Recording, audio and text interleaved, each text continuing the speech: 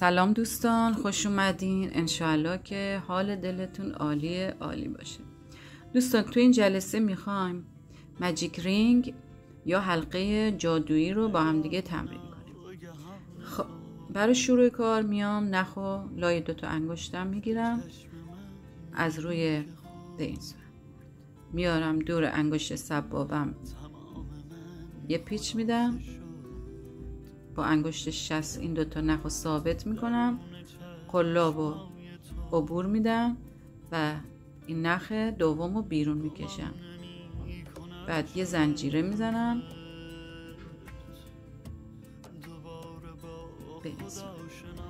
حالا حلقه رو در میارم و شروع به پایه بلند میزنم. الان من یه زنجیره زدم، 2 زنجیره دیگه هم میزنم که یک پایه بلند بشه. اولین پایه ما یه پشت قلابی میرم وارد حلقه میشم، نخو میکشم بیرون، 2 نخ اول، 2 نخ دوم، این پایه دوم. الان رینگ ما دوستان ببینید رینگ ما تشکیل شده که من اگه این نخ آزاد و یک مقدار بکشم بسته میشه، از این ور بکشم باز میشه.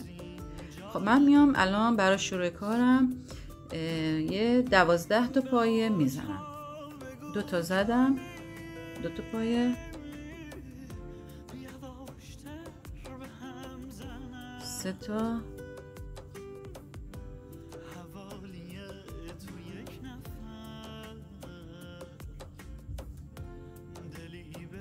4 تا،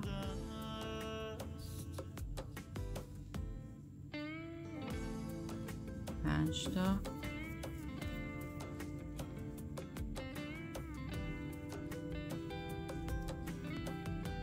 6 تا،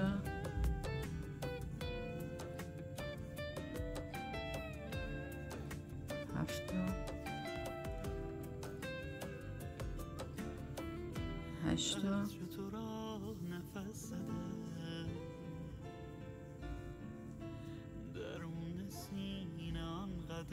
تا،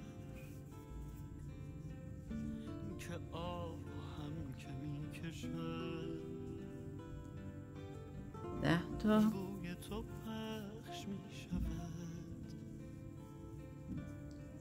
11 و 12.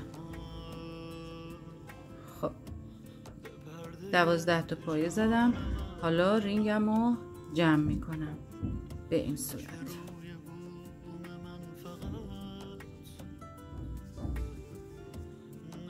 الان رینگ ما جمع شد.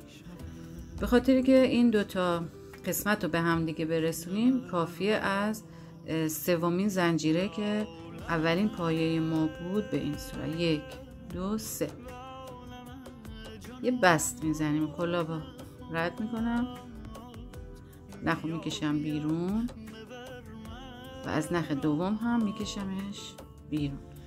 الان ردیف اول ما با این بست به هم دیگه متصل شد.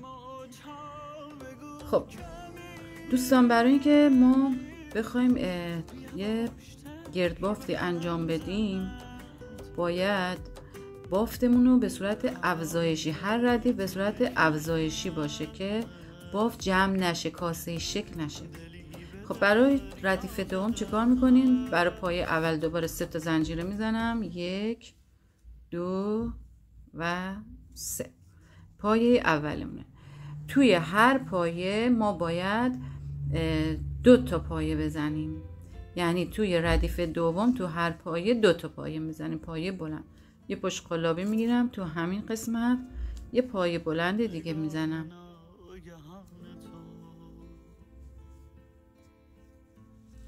بیس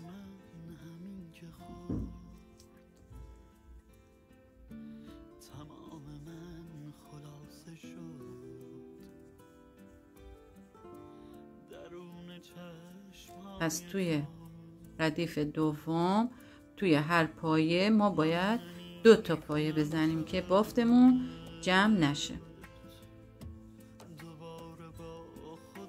1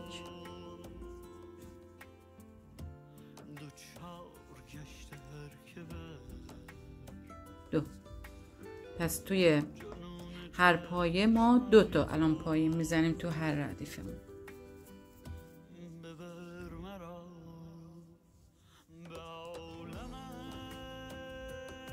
یک، دو.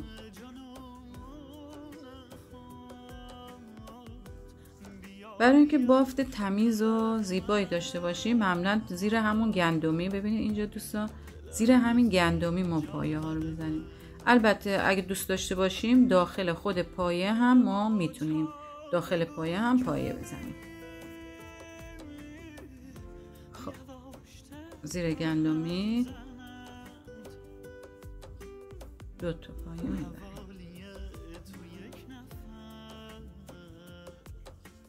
به اسم توی هر پایه 2 تا پایه میزنیم.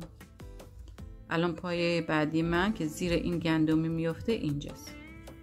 2 تا پایه میزنم.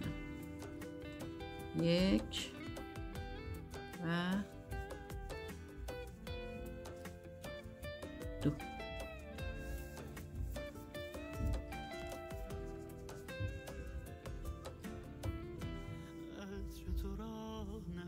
یک،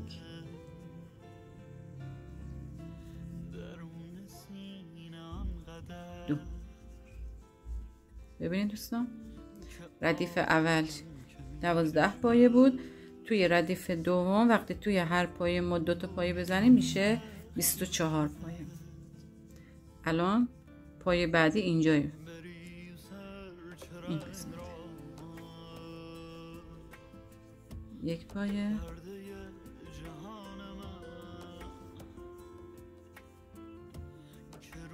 2 پایه.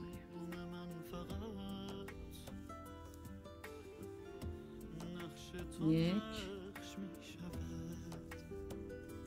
و 2.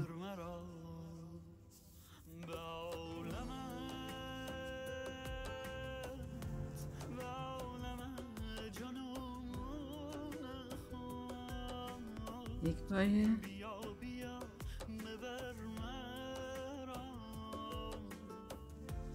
2 پایه. به این صورت تا ردیفمون به انتها برسه.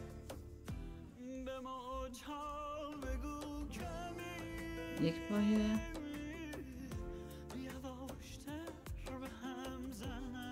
2 پایه. پایه بعدی 1 و 2.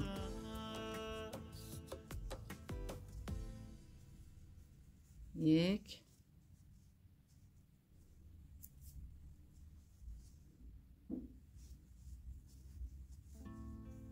و 2. خب دوباره به وصل پایه رسیدیم. اینجا زنجیره سوم پیدا میکنیم، قلاب داخل گندمی میبریم،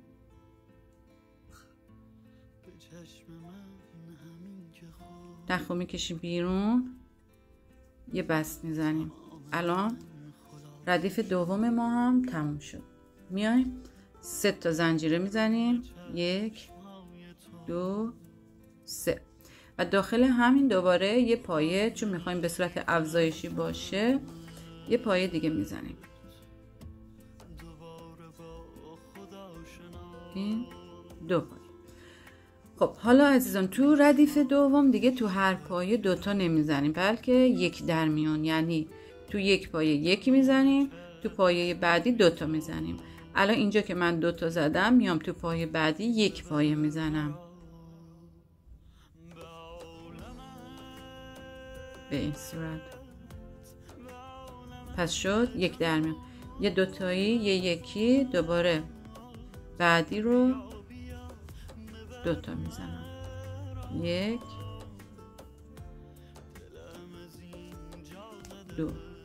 دیگه بافت ما کاسه ای و جمع نمیشه، کم کم باز میشه.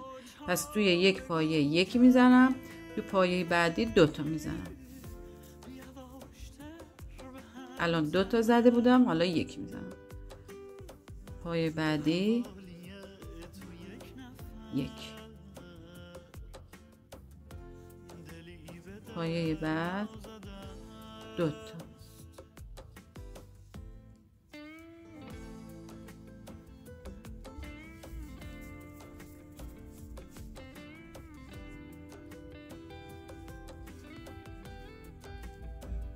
یکی،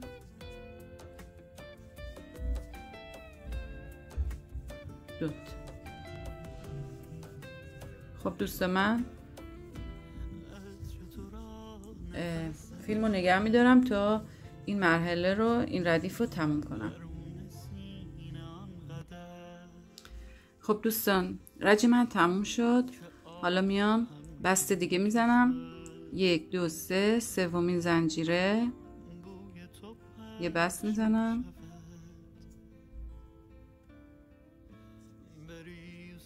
نخو میکشم بیرون. الان رج من به هم وصل شد. خب تو رج بعدی ما باید افزایشیمون به صورت 2 تا در میون باشه. 1 2 3. این اولین پایه. یک پایه هم میزنم اینجا. این 2 تا پایه. حالا این 2 تا رو که زدیم، 2 تا پایه بعدی دیگه باید یکی یکی بزنیم. از زیر گندمی رد میکنم. یکی،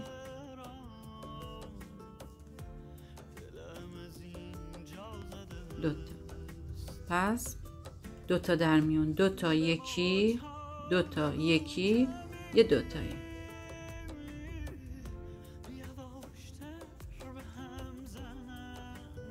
یک و 2.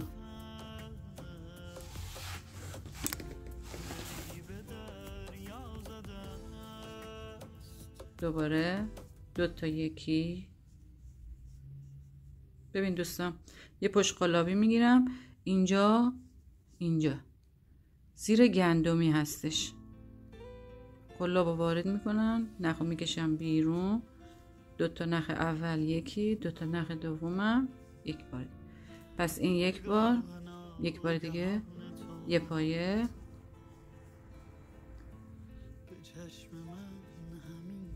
پایه بعدی 2 تا پایه. 1 و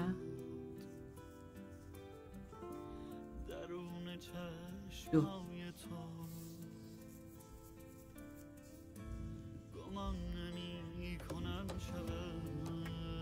یک و 2. 2 تا تکی زدم. حالا توی یک پایه 2 تا میزنم.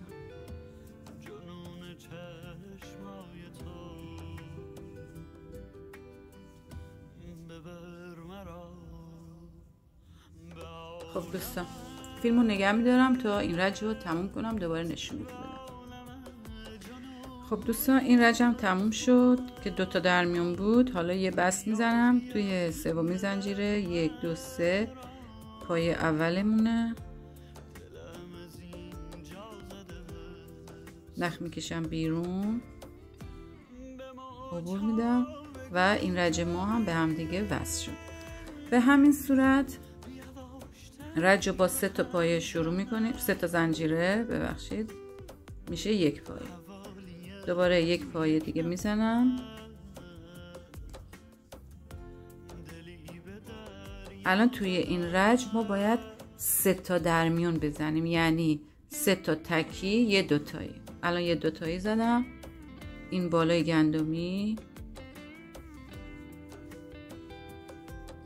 2 تا یکی، 2 تا یکی، یکی. دوباره یه تکی دیگه. دوباره یه تکی دیگه.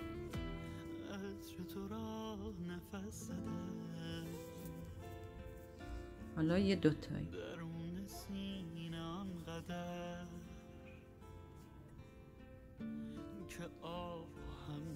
یک و 2. دوباره 3 تا تکی. 1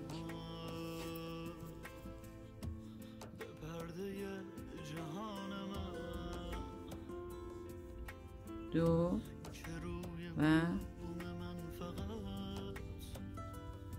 3 و تو پای بعدی 2 تا میزنیم، 2 تا پایه بلند،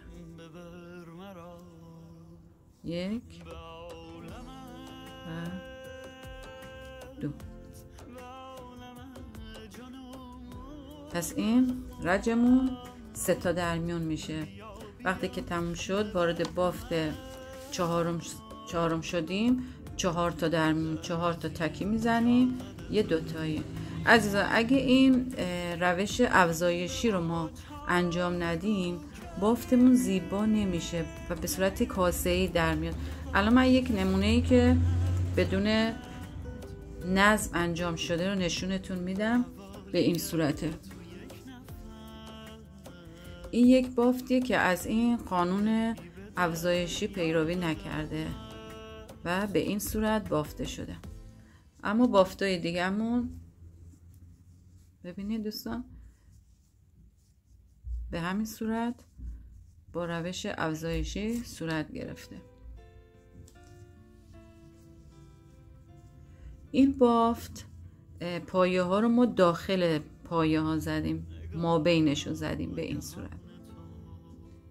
توی این بافت بالا زدیم، یعنی زیر گندمی ها زدیم، به این صورت شده. اینم داخل بافت زدیم.